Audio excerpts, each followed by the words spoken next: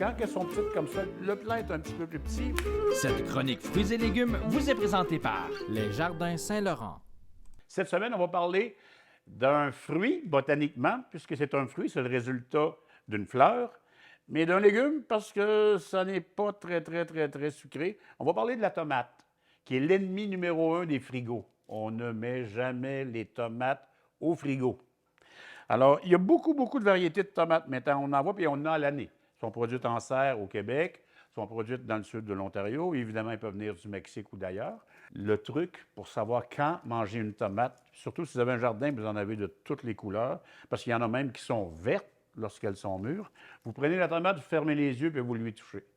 Si elle commence à céder sous la pression de vos doigts, la tomate est prête à manger. C'est aussi simple que ça. Très populaire maintenant aussi, ce qu'on voit, ce sont très savoureuses, ce sont les petites tomates de couleur. Elles sont plus près des tomates sauvages. Elles sont très goûteuses, elles sont résistantes aux maladies. La saveur est nettement supérieure à celle des grosses tomates la plupart du temps.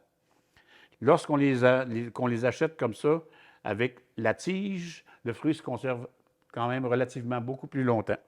Il y a évidemment nos bonnes vieilles tomates italiennes. Les tomates italiennes, la raison pour laquelle elles sont plus productives en cuisine, c'est qu'elles contiennent moins d'eau. 70% des composés de saveur dans une tomate fraîche viennent du gel. Ce que vous voyez ici, là, le gel qui entoure les graines. OK? Plus il y a de ce gel-là, plus il y a de saveur pour manger en frais. Cependant, au moment de la cuisson, ça s'évapore. Ce sont des composés qui sont très volatiles. Alors là-dessus, je vous laisse. À la semaine prochaine. Merci beaucoup. Au revoir.